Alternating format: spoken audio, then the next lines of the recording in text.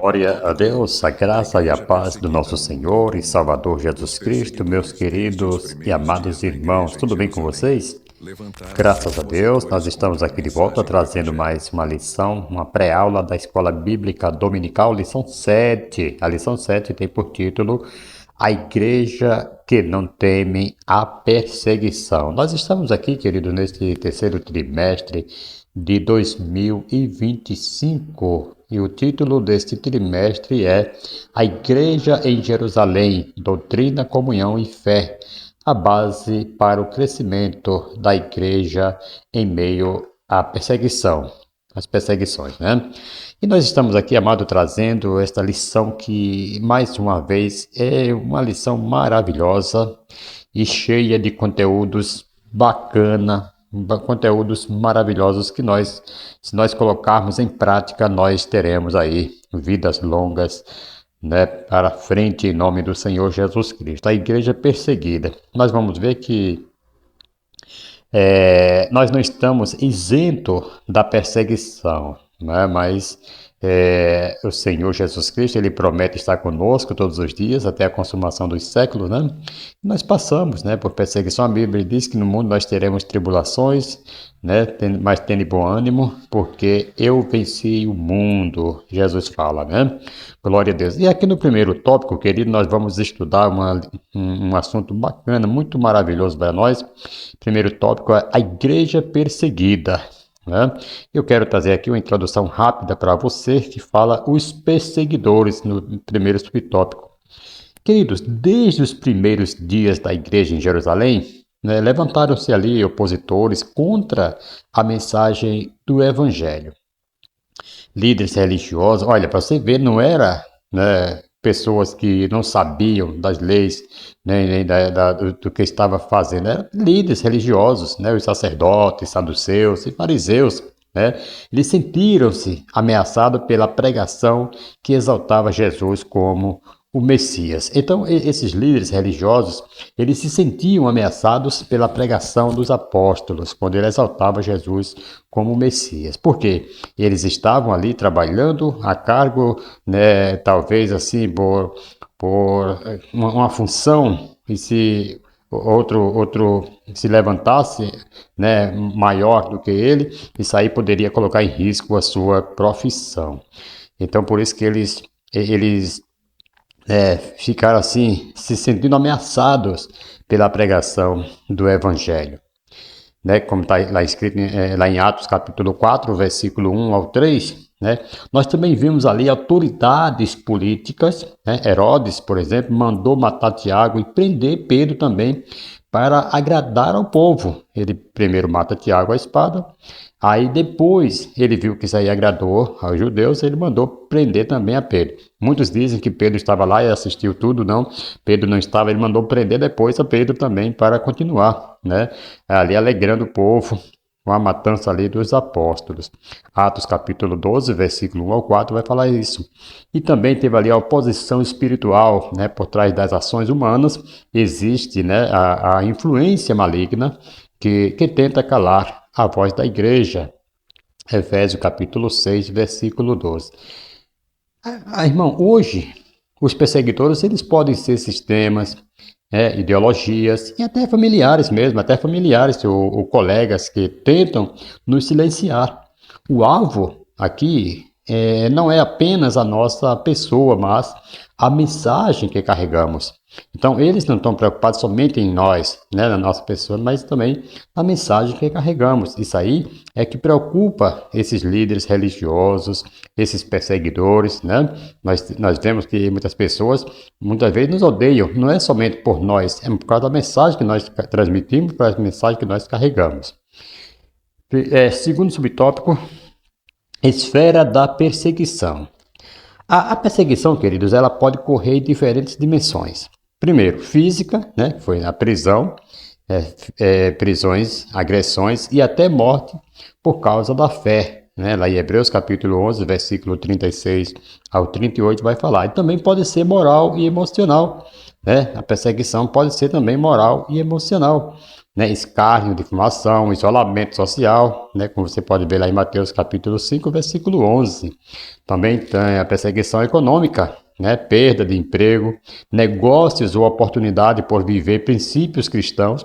Você muitas vezes, lá em Hebreus capítulo 10, versículo 34, vai falar sobre isso, mas muitas vezes, irmãos, você perde uma oportunidade de emprego, de negócios ou até uma oportunidade, porque você vive, né, princípios cristãos.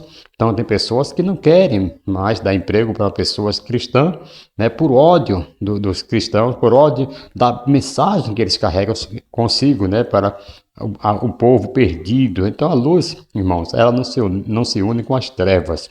Quem pratica o mal, quem pratica o pecado, ele gosta da escuridão para que as suas obras não sejam reprovadas. Então, se tem uma luz ali, é óbvio, né, que ele vai optar por dar uma oportunidade para um que é trevas, para um que fala a mesma língua, né, que anda na imundície como ele. Então, ele não quer que a luz, que algo venha esclarecer ali, que venha revelar o seu pecado, o seu erro. Aí, então, a mensagem do Evangelho pode também fazer com que você perca uma oportunidade, mas bem melhor é você buscar o reino de Deus e Deus cuidará de você. Terceiro subtópico do tópico 1, a igreja enfrentará oposição. Aqui, irmãos, Jesus não deixou dúvidas, né? No mundo tereis aflições. Eu falei isso aqui agora, João capítulo 16, versículo 33. Então, queridos, a perseguição, ela não é um acidente, mas uma certeza para aqueles que vivem piedosamente, ok? Então, ela não é um acidente, ela é uma certeza para aqueles que vivem piedosamente, como diz lá em 2 Timóteo, no capítulo 3, versículo 12.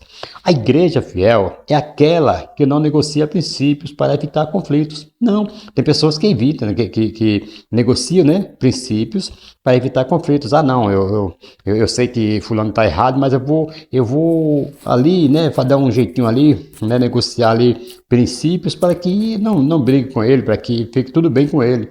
Não é bem assim, irmãos. Princípio, para evitar conflitos, né?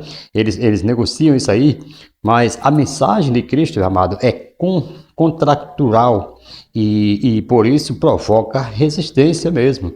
Nós não temos que estar negociando os princípios para evitar conflitos, não. Se tiver que vir conflitos, que venha, mas que nós possamos falar a verdade sempre. E qual é a lição que nós tiramos aqui para nós, né? A perseguição deve ser encarada como selo de autenticidade da fé.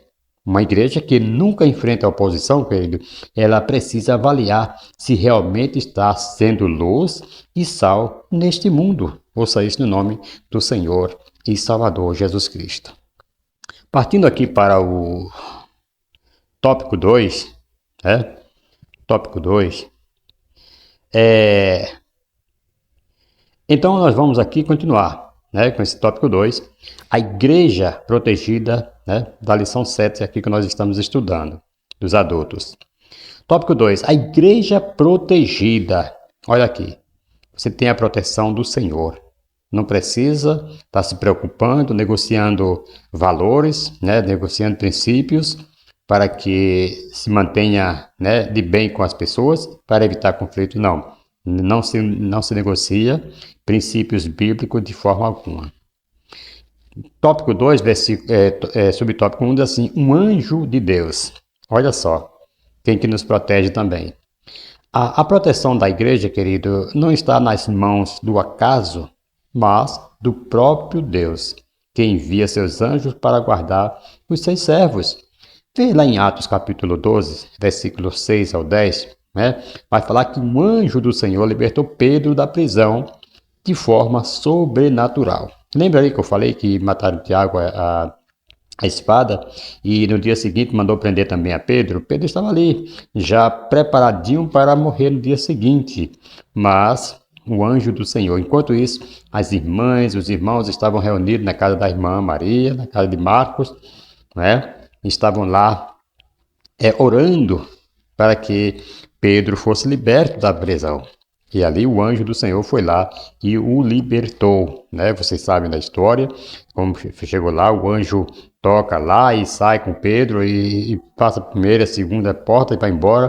Quando chega lá fora, o anjo desaparece, Pedro cai em si e viu que realmente foi o anjo do Senhor.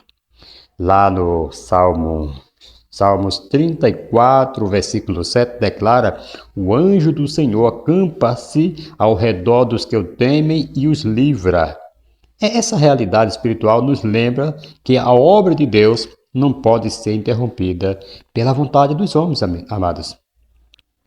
Vamos ao segundo subtópico, do tópico 2, a intercessão da igreja. Enquanto Pedro, amado, estava preso, a igreja orava continuamente por ele. Lá em Atos 12, versículo 5, você vai ver isto. Estavam todos lá reunidos na casa da irmã Maria orando. Então, a oração unida é uma arma poderosa contra a perseguição, né? É uma máquina mortífera. Você está orando aqui, Deus está operando lá, Deus está fazendo milagre, maravilha, libertando pessoas.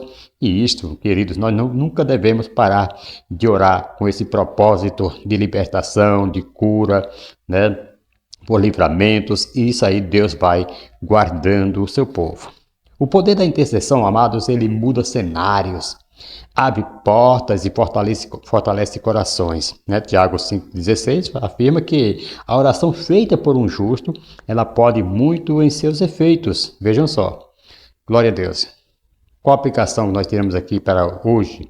Igrejas que se unem em oração experimentam milagres e livramentos, amados. Então, a oração coletiva, ela é um escudo contra as estratégias do inimigo. Amém? Terceiro subtópico, do tópico 2, o valor da oração. A oração, amados, é mais do que um pedido, é uma declaração de dependência de Deus. Sim. Na perseguição, ela nos lembra, né, que o controle está nas mãos do Senhor. É pela oração que recebemos direção, consolo e ousadia para continuar, amados. Então, jamais devemos parar de orar.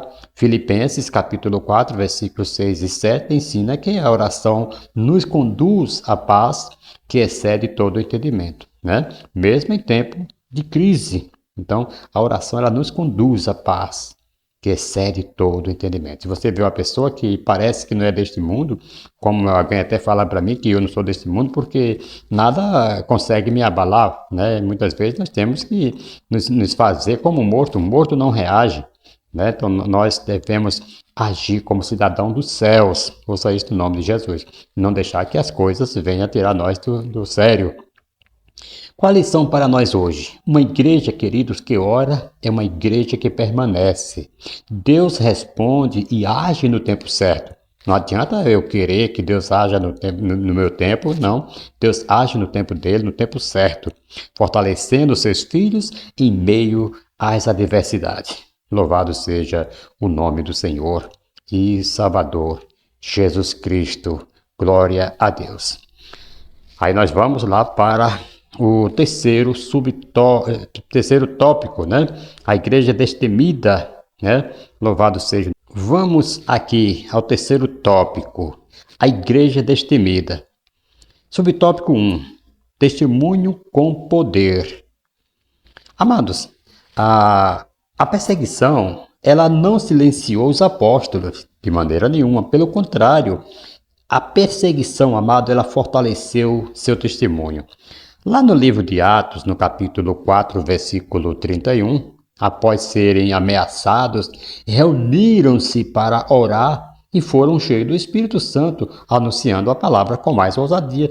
Então, eles foram lá, né, a perseguição foi uma perseguição tremenda, foram ameaçados, né, para que ele não falasse mais no nome do Senhor. Mas o que eles fizeram? Ficaram chorando? Ficaram colocando culpas nas pessoas? Não. Ficaram choramingando, falando, Senhor, nós fomos fazer o bem e só recebemos o mal. Não. Eles se reuniram para orar e naquele momento o Espírito Santo ali confirma a sua presença, né?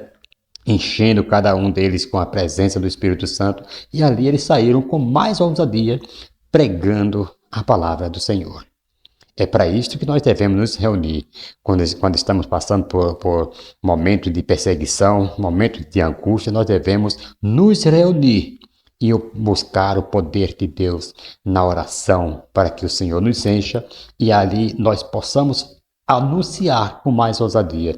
E aqueles que viam, né, que talvez alguns fossem tímidos, agora estava com muito mais poder e pregando a palavra do Senhor.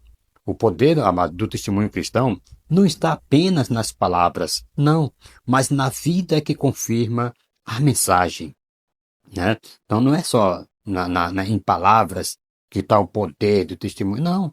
É na vida que você vive, é na vida que você está vivendo, se confirma a mensagem que você está pregando ou não. Tem tantas pessoas, né, que olham assim para a vida de uma pessoa, fulano é uma benção, fica com ele um dia, fica com ele 2 dias para você ver, a tribulação que é aquela pessoa. Ouça isso no nome de Jesus, amados. Qual a aplicação que nós tiramos aqui, amados? O mundo respeita uma fé que se mantém firme, queridos, mesmo sob pressão. Testemunhar é viver de modo coerente, inspirando outros a seguir a Cristo. Ouça isso no nome de Jesus. Segundo subtópico, convictos de sua fé. Irmãos, a firmeza da igreja primitiva, ela vinha da certeza da ressurreição e das promessas de Cristo. Era essa que estava a firmeza da igreja primitiva, né? Porque eles tinham certeza da ressurreição e das promessas de Jesus Cristo. Paulo, ele declarou isso, né? Ele fala, eu sei em quem tenho crido, 2 Timóteo capítulo 1, versículo 12. A convicção, amados, ela afasta o medo e fortalece a coragem diante de ameaças. Então, o cristão convicto não negocia princípios, nem cede à pressão cultural, jamais. Ele sabe que seu galardão está nas mãos de Deus, é claro, e por isso que nós devemos estar convictos, né? E não negociar os princípios, os valores. Hoje em dia, muitos estão, infelizmente, vendendo-se a troco de banana podre. Ouça isso no nome de Jesus. Temos aqui uma lição para nós aqui, amados. A coragem não vem da ausência de perigo, mas da presença de Deus em nós. Louvado seja o nome do Senhor. Nós temos perigo, passamos por perigo, claro, mas a nossa coragem, ela vem, louvado seja o nome do Senhor, da presença de Deus em nós. Uma igreja destemida, querido, é aquela que, mesmo perseguida, ela continua anunciando que Jesus Cristo é o único caminho, verdade e a vida. Louvado seja o nome do Senhor. E concluímos aqui, a história da igreja prova que a perseguição não a destrói, pelo contrário, a purifica e fortalece. Amém, amados? Então, a perseguição de maneira nenhuma pode destruir o crente. Ela tem que purificar e fortalecer. Né? Quanto mais nós passamos por provação de fogo mesmo, o fogo ele é purificado, o ouro é purificado no fogo. Se ele não passar pelo fogo, não passar pela prensa, ele não é purificado. E assim é o cristão que serve a Deus. A igreja em Jerusalém, ela enfrentou prisões, ameaças e até mesmo morte. Mas não perdeu o foco, louvado seja o nome do Senhor, não perdeu o foco da sua missão. Deus protege seus filhos, envia socorro e responde às orações. Amém? Então, a ousadia, amado, e a convicção da fé transformam perseguição em oportunidades de testemunho. Hoje, ainda que as perseguições assumam formas diferentes, sociais, emocionais, econômicas, o chamado continua o mesmo para nós. Permanecer firmes, destemidos e dependendo de Deus. Assim como a igreja primitiva, nós devemos também lembrar que maior é o que está em nós do que o que está no mundo, como diz lá em 1 João capítulo 4 e o versículo 4. Ouça isso no nome de Jesus. Então, amados, nós estamos com esta lição maravilhosa. Como nós já demos essa introdução aqui, falamos um pouco aqui de cada tópico e seus subtópicos, Nós vamos continuar.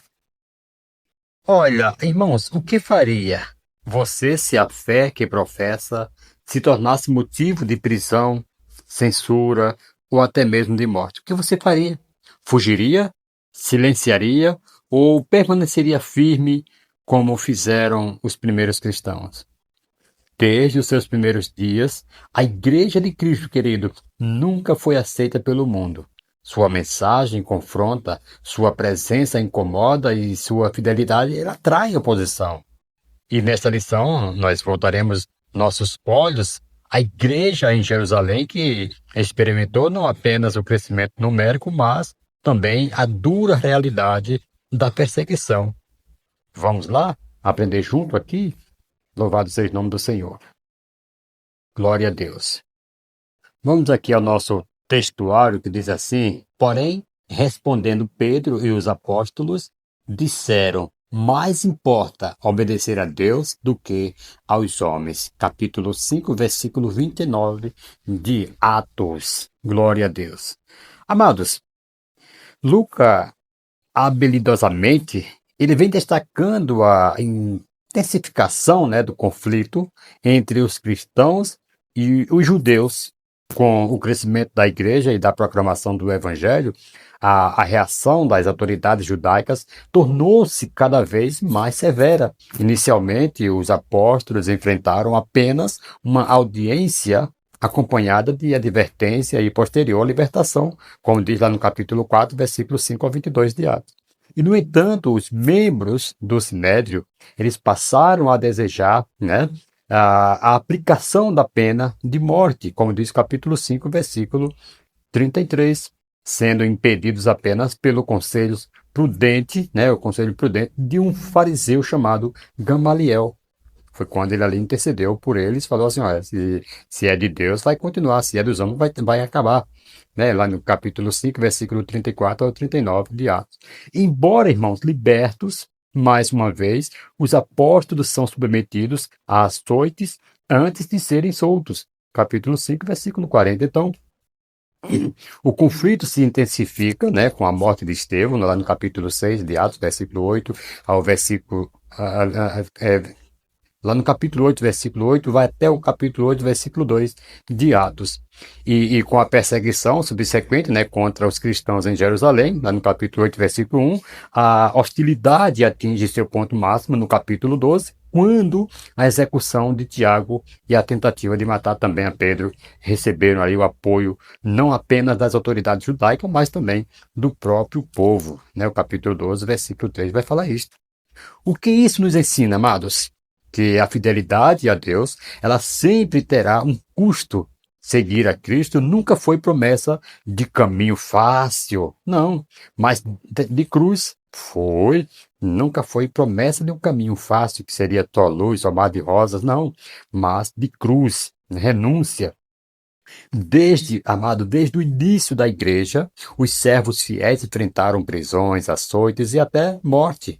Não porque Deus os havia abandonado, não, mas porque estavam exatamente onde Deus queria que eles estivessem. Os apóstolos, eles foram presos, né, conforme já vimos em Atos capítulo 5, versículo 18. Eles foram ameaçados de morte no versículo 33 do capítulo 5 e depois açoitados, como diz o versículo 40. Estevão era o homem cheio do Espírito Santo, ele foi apedrejado. Atos capítulo 7, versículo 54 ao 60. E Tiago, ele foi morto à espada. Tiago 12, versículo 1 e 2. Então Pedro só não morreu porque o Senhor o livrou por um anjo, como diz o capítulo 12, versículo 7. Mas em todos esses episódios aqui que nós vimos, uma verdade permanece. Deus nunca abandona seus mensageiros. Ele esteve com Pedro na prisão, com Estevão diante da morte, e ainda que Tiago tenha sido morto, sua vida não terminou por acaso. Não, não. Ele foi acolhido na glória eterna e sua fidelidade até a morte foi testemunho de cuidado de Deus que sustenta até no martírio. Ouça isso no nome de Jesus. Vamos aqui à verdade prática. Em relação à verdadeira igreja cristã, há duas verdades inegáveis. Primeiro, a igreja será perseguida. Sim, isso aí nós sabemos. Segundo, Deus a protegerá. Amém, irmãos? Vale a pena servir a Deus ou não vale? A falsa igreja que adapta sua teologia às expectativas humanas e negocia as verdades por aceitação não é perseguida. Ela é aplaudida porque não incomoda, é aceita porque não denuncia o pecado. Contudo, onde há fidelidade ao Evangelho, haverá oposição. Tá vendo? Que as pessoas que deixam correr solto, que deixam correr frouxo, as coisas, ele não tem perseguição, ele é aplaudido, ele, né, é elogiado na sociedade, mas aquele que prega o evangelho como verdadeiro ele enfrenta, né, ele enfrenta oposição. A cruz continua sendo escândalo e loucura para o mundo, e todo aquele, queridos, que vive piedosamente em Cristo será perseguido. Amém, amados?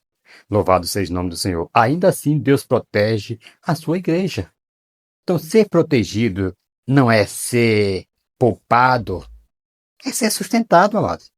Isso aqui fica evidente nas palavras de Jesus. Simão, Simão, Satanás pediu você, né? Pediu vocês para peneirá-los como trigo, mas eu orei por você para que a sua fé não desfaleça. Lucas 22, né, versículo 31 e 32.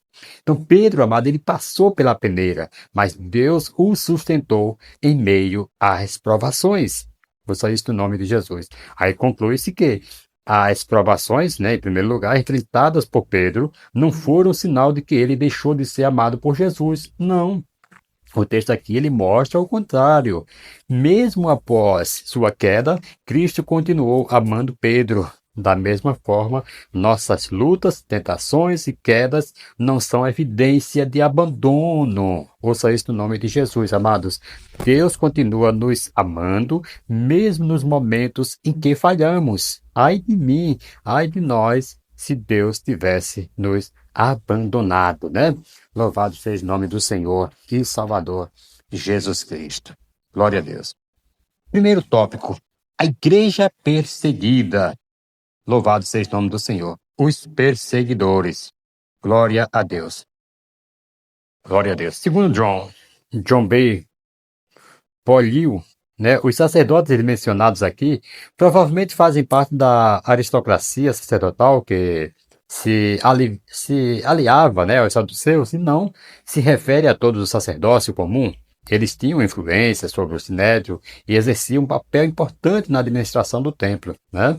Então, os saduceus, amados, eles eram uma seita, né, aristocrática, fortemente envolvida na administração do templo e no sinédrio. Eles defendiam uma teologia liberal, rejeitavam a ressurreição, anjos e espírito, doutrinas que os apóstolos estavam pregando, especialmente a ressurreição de Jesus. E eles não aceitavam, eles não acreditavam nisso. Então, o capitão do templo, mencionado também em Atos 4, versículo 1, era um sacerdote, veja só, de nível inferior, mas que tinha autoridade policial dentro do templo. Esses três grupos aqui, juntos, eles formam uma oposição trina, que ainda existe, obviamente, né? Estou aplicando. Primeiro, a religião institucional, que teme perder o controle dos sacerdotes, né? E segundo, a teologia secularizada, que recusa o sobrenatural, que eram saduceus. Os sistemas que usam a força para reprimir o evangelho, né, como capitão do templo, né? Tudo isso aqui a gente vê que este homem ele tinha esta autoridade, né, como sacerdote, como uma força policial. Ouça este nome de Jesus. Segundo subtópico, esfera da perseguição. Glória a Deus. Glória a Jesus. Amados, quais a justificativa religiosa para perseguir o povo de Deus? Vocês sabem? Primeiro, ameaças doutrinárias. Os saduceus, eles rejeitavam a ressurreição, como diz lá em Atos 4:2, Atos 5:28, enquanto os apóstolos proclamavam que Deus ressuscitou a Jesus, né? Segundo, ruptura com o sistema do templo, né? A autoridade espiritual estava migrando dos mestres da lei para os apóstolos, Atos capítulo 4, versículo 13. E ciúmes e perda de influência. Atos capítulo 5, versículo 17. Diz que ficaram tomados de inveja. Eles né? Os sacerdotes, os homens que eram para estar ali dando um apoio, estavam agora cheios de inveja. Quais as motivações políticas para perseguir o povo de Deus? Primeiro, Herodes Agripa I não era movido por questões religiosas internas, mas por oportunismo político. Né, como vai dizer Atos capítulo 12, versículo 1 ao 3, revela sua motivação, vendo que isso agradava aos judeus, ele perseguia a igreja para ganhar apoio popular. Então, o assassinato de Tiago, por exemplo, e a prisão de Pedro foram jogadas ali populistas, né, travestidas de justiça. Ouça isso no nome de Jesus. Com a aplicação que nós trazemos aqui, julguem se o que estou dizendo está certo. O Estado, amado, é amigo da igreja até o momento em que ele é conveniente.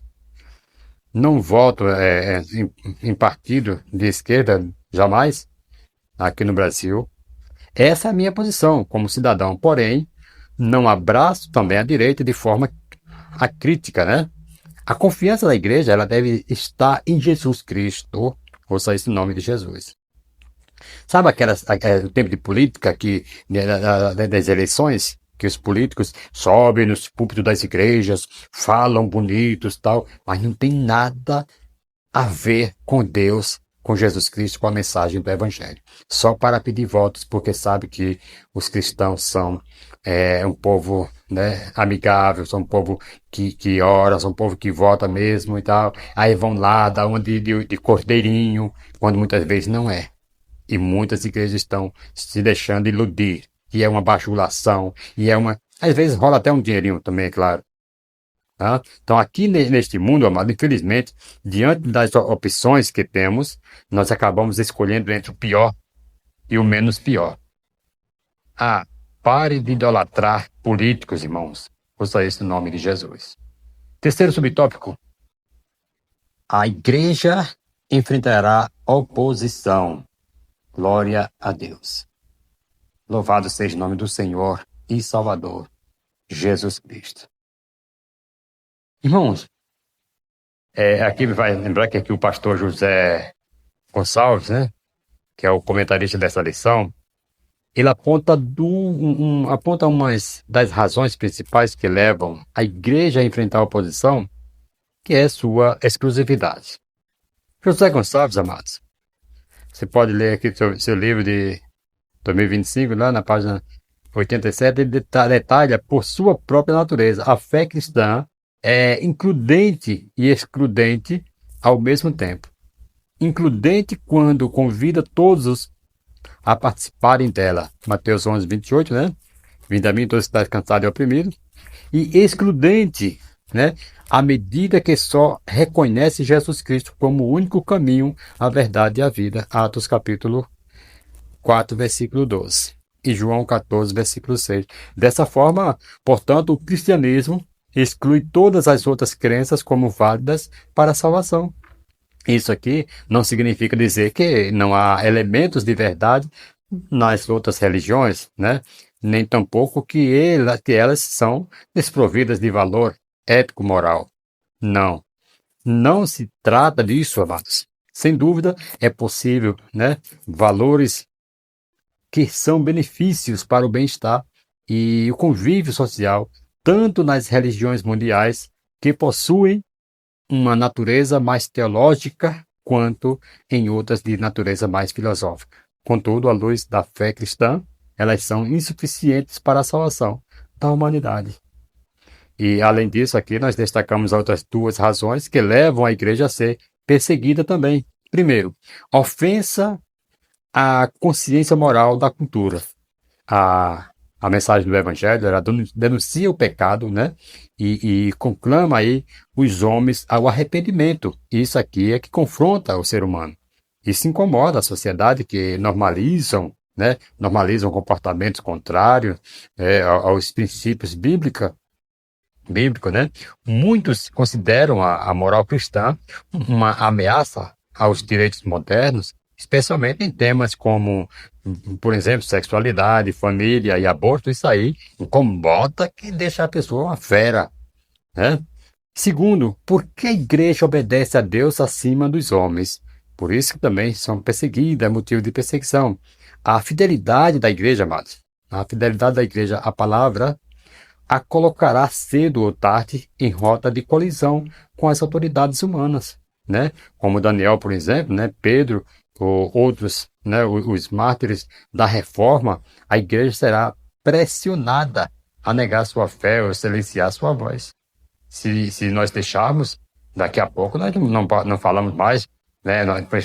Quando nós somos assim afrontados, nós temos que mostrar a verdade, nós temos que e também com as leis, né, que graças a Deus está aí para nos, né, nos dar um apoio, nós temos que nos apegar também, é lógico, aos artigos aí, porque senão nós vamos calar a boca e eles vão estar por cima, se nós não conhecermos também as nossas leis, né? Então nós temos que conhecer um pouco, ouça isso no nome de Jesus. Vamos para o segundo tópico, a igreja protegida, um anjo de Deus. Louvado seja o nome do Senhor. Glória a Deus. Vamos direto ao texto, ao texto bíblico. Diz assim: mas de noite um anjo do Senhor abriu as portas da prisão e, levando-os para fora, lhes disse: vão ao templo e digam ao povo todas as palavras desta vida. Tendo ouvido isto, logo ao amanhecer, entraram no templo e ensinavam. Quando chegaram ao sumo sacerdote, os que estavam com ele convocaram o sinédrio e todo o conselho dos anciãos do povo de Israel e mandaram buscar os apóstolos na prisão. Atos capítulo 5, versículos 19 ao 21. Aqui Lucas relata, amados, que um anjo do Senhor pôs os apóstolos em liberdade, mas, ironicamente, os saduceus que os prenderam negavam a existência dos anjos. Vejam aqui o capítulo 23, versículo 8. Ele escreve simplesmente um anjo do Senhor e não o anjo, falar um anjo do Senhor, não o anjo do Senhor, que é frequentemente aqui mencionado no Antigo Testamento como o auxílio personificado de Deus ao povo de Israel. Por exemplo, Êxodo capítulo 14, versículo 19, número 22, versículo 22, e Juízes capítulo 6, versículo 11 ao 24, Deus aqui, amado, intervém de modo sobrenatural, enviando um anjo com a dupla incumbência de abrir as portas do cárcere público para soltar os apóstolos e de instruí-los a pregarem a plena mensagem da salvação. Em vista do que foi exposto aqui, segue-se algumas aplicações. Primeiro, a igreja pode ser oprimida, sim, cercada, ameaçada, mas nunca está fora do alcance do socorro divino. Amém? Por isso que é bom estar com Cristo, porque você pode ser ameaçada, pode ser oprimida, pode ser cercada, mas nunca você está fora do alcance do socorro divino. Deus ainda age, Ele ainda envia auxílio, né? O poder de Roma, do Sinédrio ou de qualquer sistema não é páreo para uma ordem do céu. Segundo, os inimigos da igreja, chamados, eles podem tramar, planejar, prender, silenciar, mas Deus ri dos seus projetos, como diz lá em Salmo capítulo 2, né, versículo 4. As investidas do mal, amados, jamais frustrarão os planos divinos. Amém? Então, esta é a certeza que nós temos do nosso Deus. Vamos para o segundo subtópico, a intercessão da igreja, né?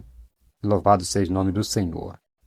A intercessão da igreja. Irmãos, pensemos aqui por um momento em todo o capítulo de Atos 12, versículo 1 ao 25.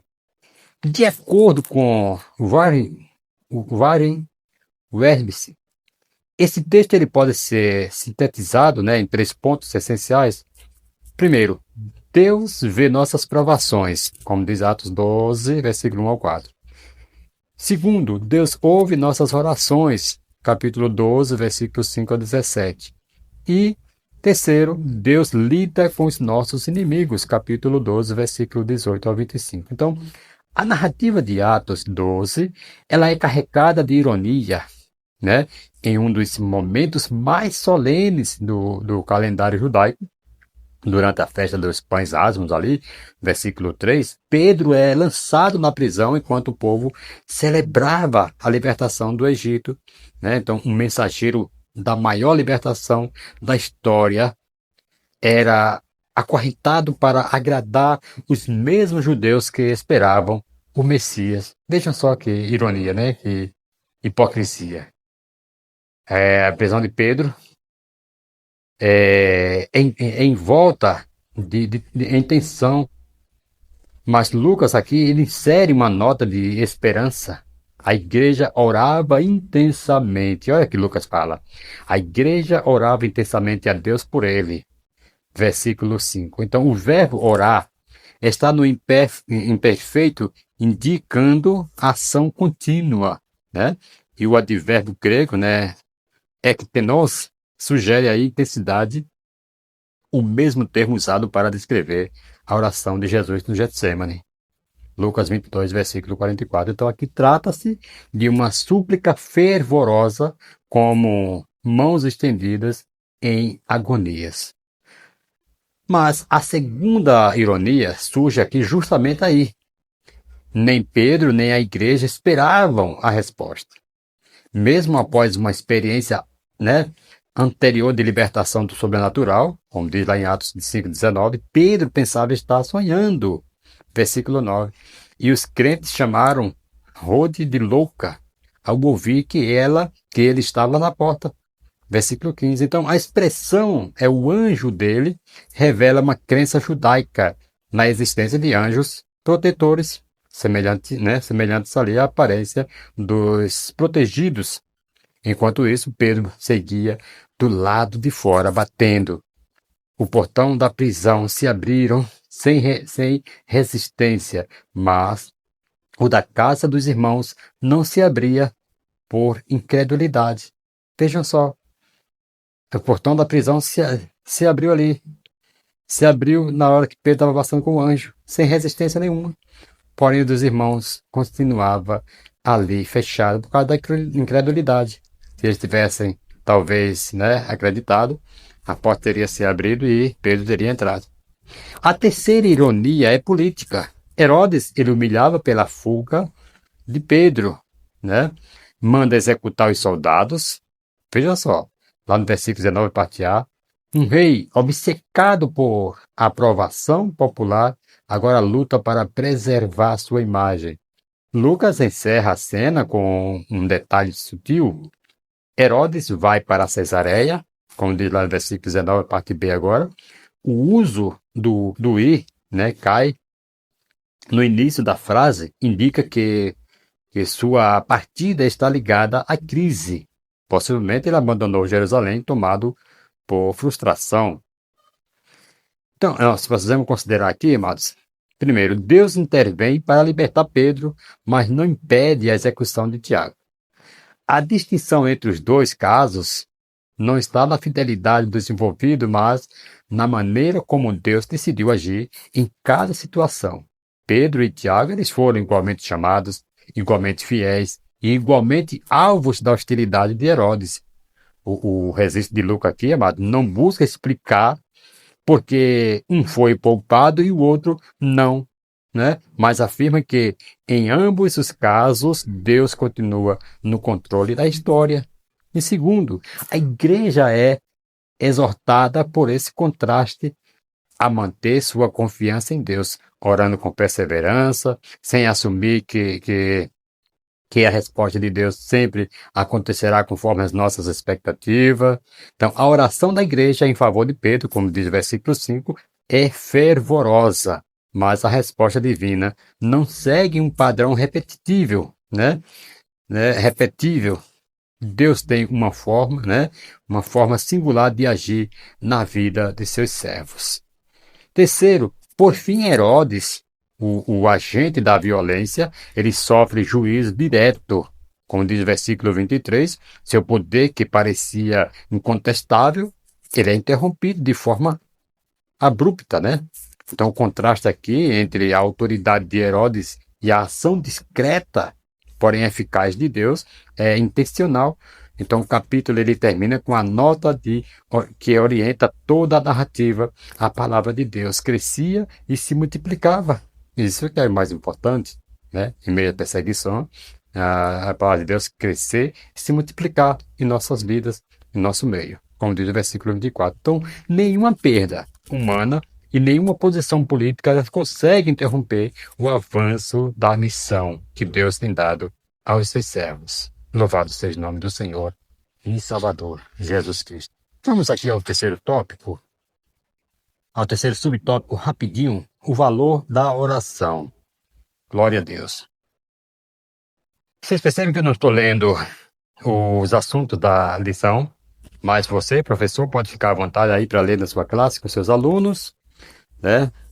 E nós vamos direto aqui já à explicação. Vamos aqui aplicar. Primeiro, ore mesmo quando a situação parecer irreversível. E Pedro estava ali, preso sob vigilância armada e sob a ordem de um governante violento do ponto de vista humano. Não havia saída para Pedro. Ainda assim, a igreja orava. Então você deve também perseverar em oração, mesmo quando tudo parecer perdido, irmãos.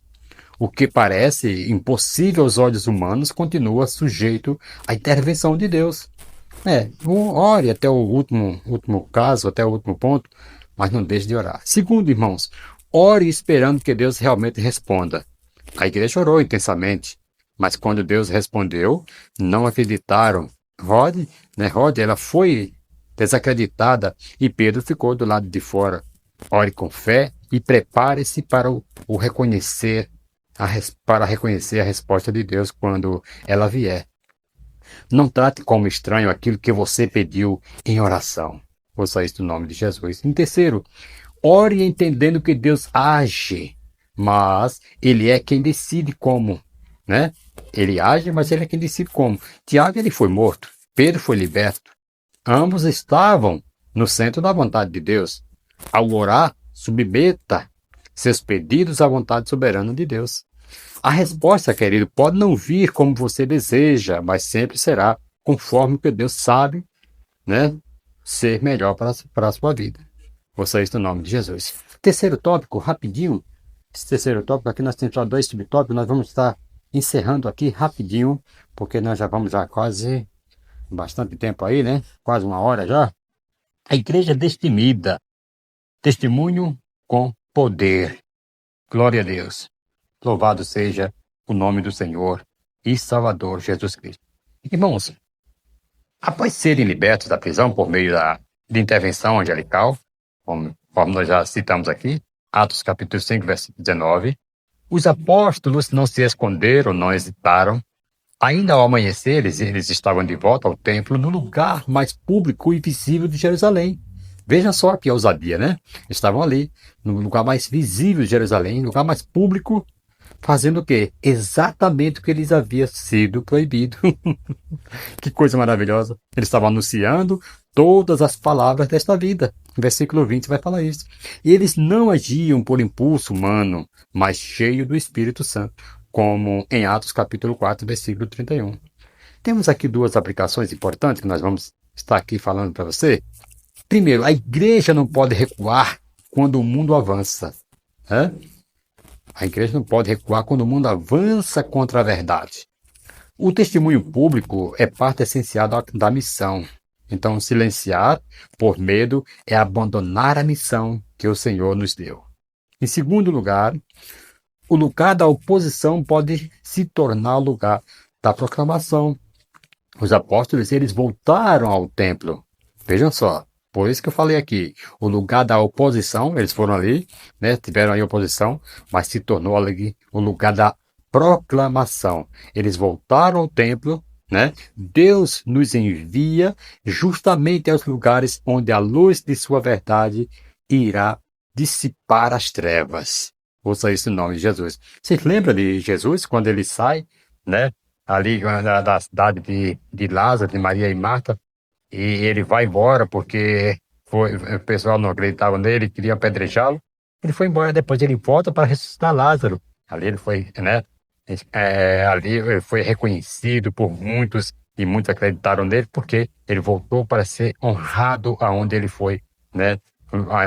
Antes tinha sido lugar de oposição para Jesus. Então, continue, né, nessa sua batalha, nessa sua fé, porque Deus, ele pode sim fazer você ser exclamado, onde você proclamar o evangelho ali onde foi local de oposição. Segundo subtópico, convicto de sua fé. Louvado seja o nome do Senhor e Salvador Jesus Cristo. Irmãos, ali diante do Sinédrio, com ordens explícitas para não pregar, Pedro ele se levanta e fala com clareza. Olha que ousadia. Esse Pedro é uma bênção, hein? Olha o que ele fala. É necessário obedecer a Deus antes dos homens. Atos capítulo 5, versículo 9, ele fala isso, né? Ele não argumenta em tom político, nem tenta suavizar o conflito. Sua resposta é teológica e direta. A lealdade da igreja, amados, está acima de qualquer decreto humano. Então nós temos que ser leal ao Deus que nos chamou acima de qualquer decreto humano, ou seja, o nome de Jesus.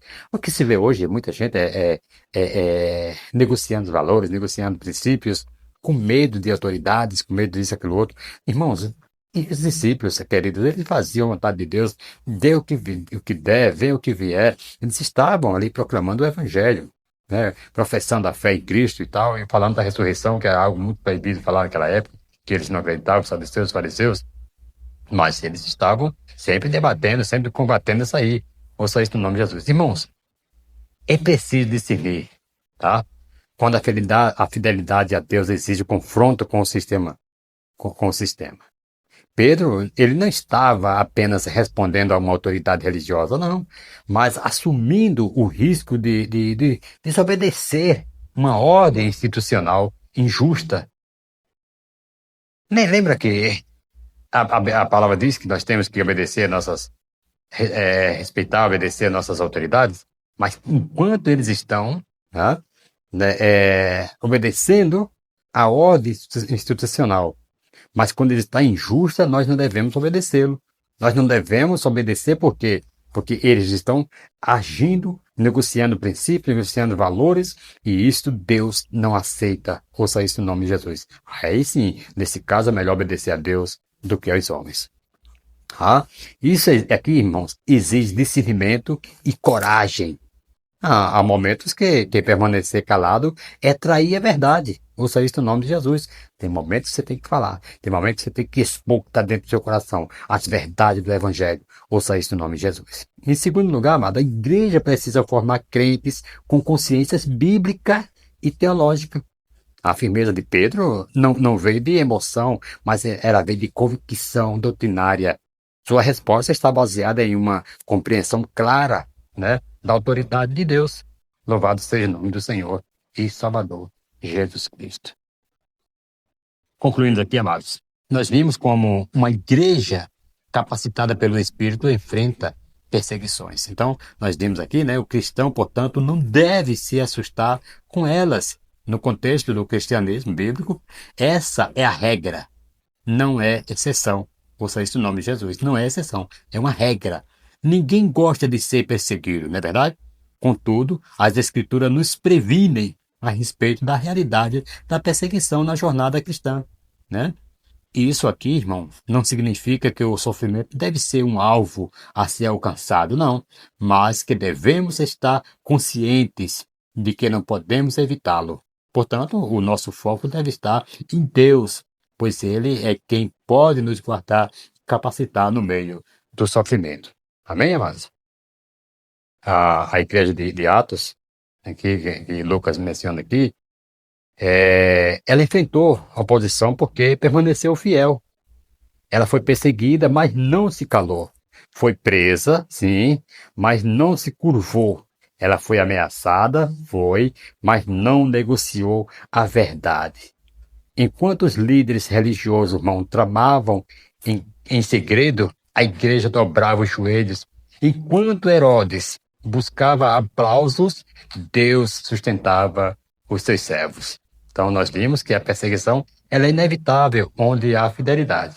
A proteção divina não nos isenta do sofrimento, como nós já vimos aqui, né? Mas nos assegura que jamais estaremos sozinhos. E aprendemos que o poder do testemunho e a firmeza da convicção são marcas da igreja, de uma igreja que teme mais a Deus do que aos homens. Amém, amados? Então a pergunta que nos cabe agora é, diante da pressão Permaneceremos obedientes à voz de Deus ou cederemos às exigências dos homens? O mundo, amado, ele pode tentar nos prender, calar ou até desviar, mas a missão permanece. A palavra continua crescendo e a igreja que teme a Deus não teme perseguição. Amém, amados? E assim nós chegamos ao final de mais uma aula, que foi a aula 7. Amém? E na próxima semana, no próximo domingo, dia 24, nós estaremos de volta aí com o título da lição, a lição 8, uma igreja que enfrenta os seus problemas. A igreja não pode fugir dos seus problemas, tem que enfrentar os seus problemas, amém? Que Deus abençoe a todos em nome do Senhor Jesus Cristo. E se não houver o arrebatamento da igreja, nós estaremos de volta aí trazendo mais uma lição para o seu aprendizado em nome do Senhor Jesus Cristo. Amém.